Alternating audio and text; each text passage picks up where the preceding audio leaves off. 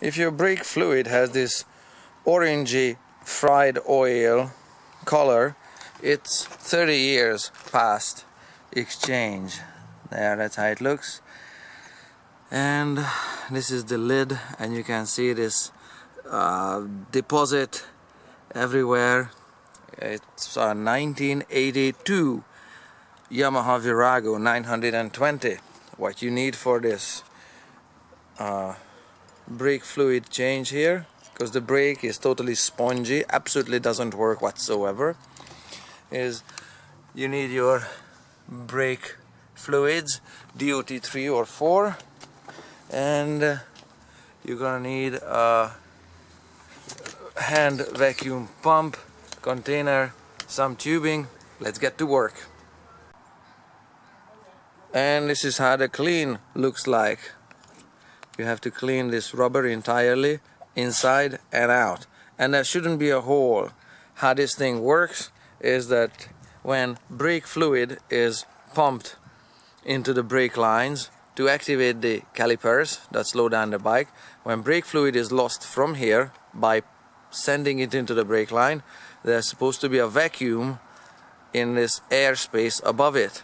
This rubber membrane should move with the vacuum down, and the vacuum should be between the lid, between the underside of the lid and the top side of the membrane. And that vacuum, what it does is that's what's pulling the brake pads away from the brake rotor when you're done braking. Okay, so that vacuum should be functional.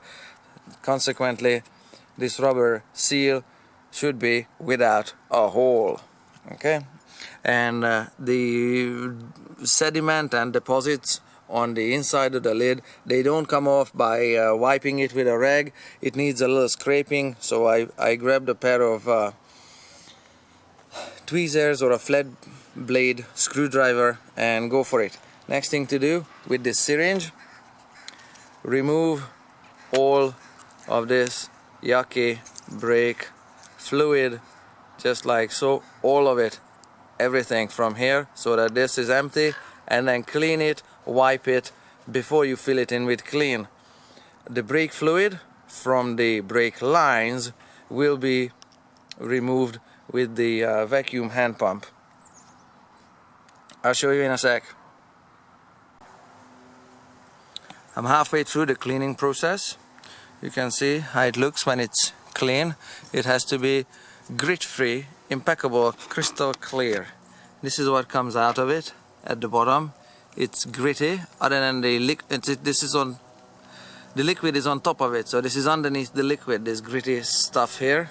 Brake fluid turns into jelly and then looks like that, and all that has to come out, everything. And it doesn't come out by wiping, it needs a little scraping, so the process looks like that. It's gonna be 2 hours, something like that. It's a fun project, so that's how this one gets cleaned.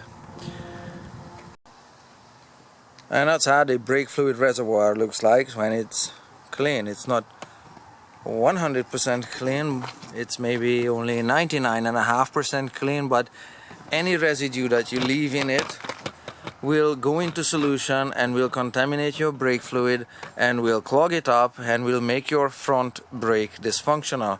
So it has to be about this clean, if not better.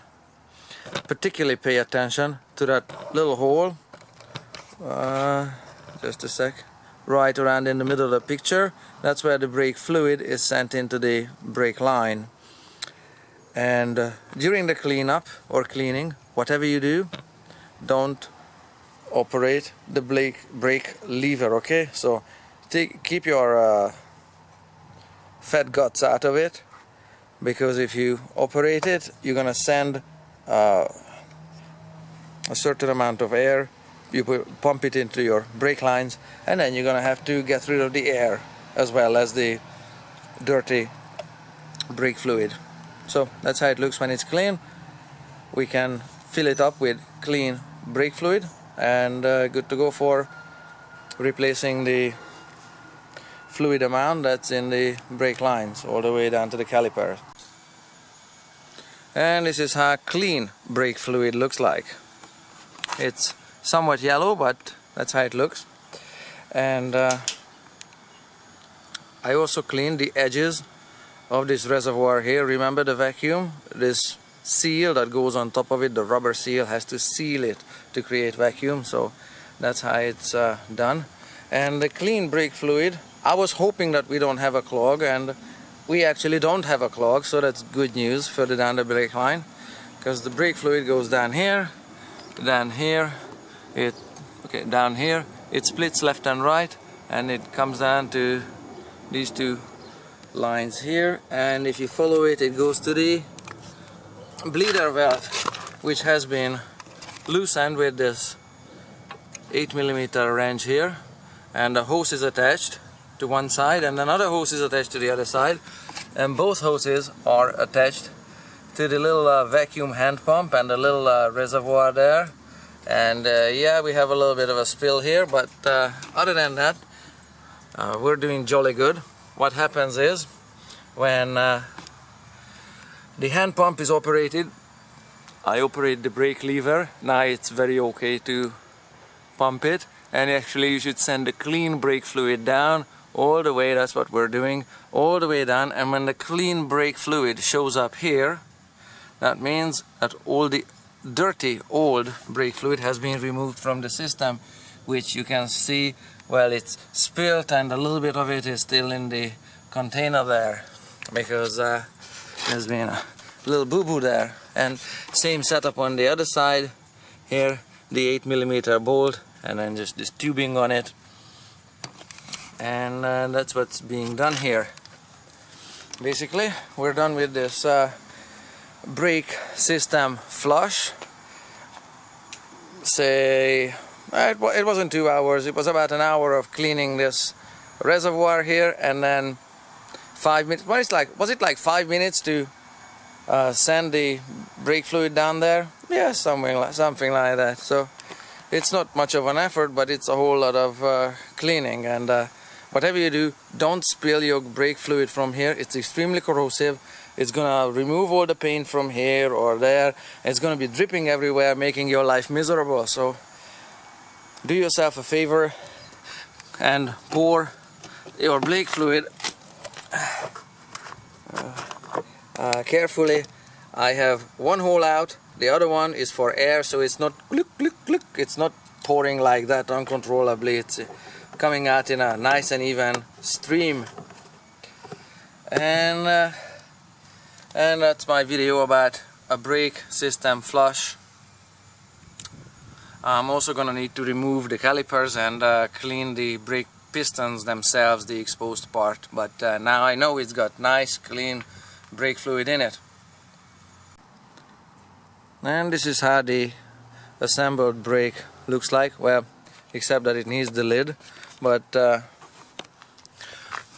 I put the little dust cap back on the bleeder valve, and the brake, when you're done with it, should have a nice and solid firm feel. I'm just gonna squeeze it slowly because it's gonna squirt out a little brake oil, so brake fluid. So you can see it doesn't go to the handlebar like before. It's nice and solid. So now we're good to go for the lid and the test ride, more like a test walk to test this brake. Now we're ready to do the test ride, and like I said, it's gonna be more like a test walk. What you do is take it off the center stand, just about like so, and see how your brakes work, and just pump it and feel it. The lever shouldn't have any squish, okay, because I'm not testing the suspension, I'm testing the brakes. So yeah, the suspension will compress, don't worry about it. I'm testing the lever, the feel in the lever, and there. And like I said, it doesn't need riding about the neighborhood at highway speeds to try your brakes. Okay, so that brake passes with flying colors.